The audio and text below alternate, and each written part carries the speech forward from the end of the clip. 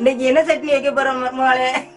இன்னைக்கு வீட்டுல ஏற்கனவே வாங்கின சவுச்சவுக்காய் இருக்குல்லதே, அதை வச்சு சட்னி பண்ணலான்னு இருக்கேன். நல்ல டிசைன் நல்லா வச்சு கொடு, அப்பதான் எனக்கெல்லாம் ஆரோக்கியமா இருக்கும் சாப்பிடுறதுக்கு.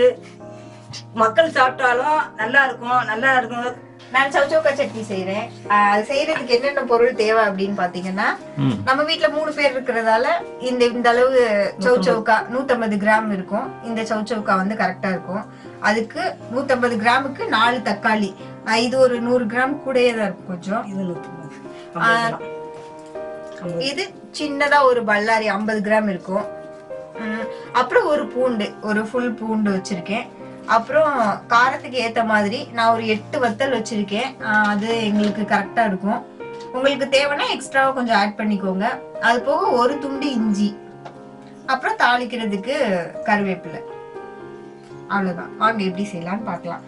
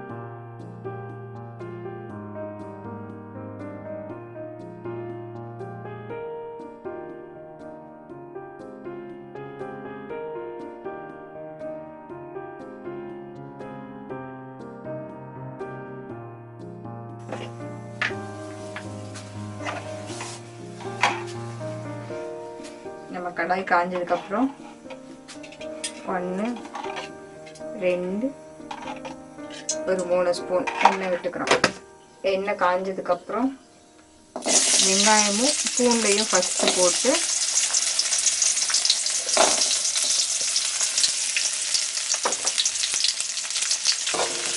அதுக்கப்புறம் நம்மளோட வத்தல்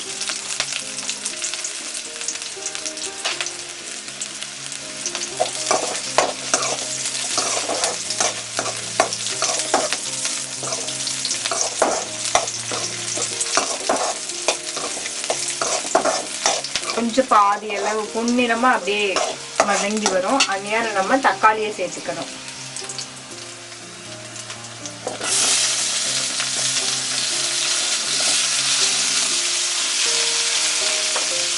தக்காளி ஒரு பாதி அளவுக்கு லைட்டா வதங்கினதுக்கு அப்புறமுமே நம்ம அந்த சவுச்சவு நறுக்கி வச்சிருந்தோம், அந்த சவுச்சவையும் சேர்த்து போட்டுக்கலாம். சவுச்சவு அப்புறம் அந்த இஞ்சியும் சேர்த்து கூட போட்டுக்கலாம். சவுச்சவுக்காயில வந்து ரொம்ப நீர் சத்து நிறைய இருக்கிறதால நம்ம செரிமானம்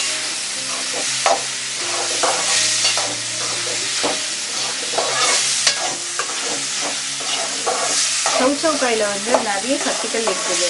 நம்ம கால்சியம் அப்படின்னாலே நம்ம பால், அப்புறம் நமக்கு தெரிஞ்ச அந்த பால் சார்ந்த பொருட்கள், பன்னீர், அந்த மாதிரி இதுலதான் இருக்குன்னு நினைக்கிறோம். ஆனா நமக்கு சவுச்சவுக்காய், பாகக்காய் அந்த மாதிரி பொருள்ல கூட கால்சியம் சத்து இருக்குது.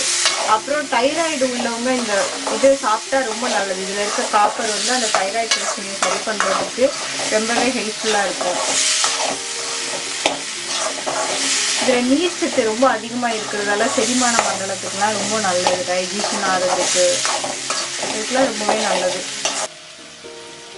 அப்புறம் நம்ம மூடி வச்சு வேக வச்சோம் அப்படின்னா அதோட டேஸ்ட் ஒரு டிஃப்ரெண்ட் ஆகும் நம்ம அரைக்கிறப்ப. அதுவே நம்ம மூடி போடாம அப்படியே வதக்கி அரைக்கிற டேஸ்ட் அது வித்தியாசமா, அது ஒரு நல்லா இருக்கும். அது வேற மாதிரி இருக்கும். இது ஃபுல்லாவே வேகணும் கிடையாது, கொஞ்சம் அரை வேக்காடு வெந்திருந்தா கூட போதும். அதை நம்ம லைட்டா ஆற வச்சுட்டு திரும்ப மிக்ஸி ஜார்ல போட்டுட்டு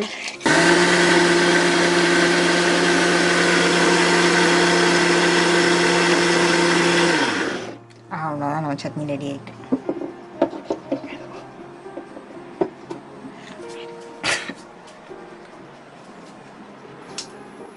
கடுகு வெடிச்சதுக்கப்புறம் கொஞ்சம் கருவேப்பிலை போட்டு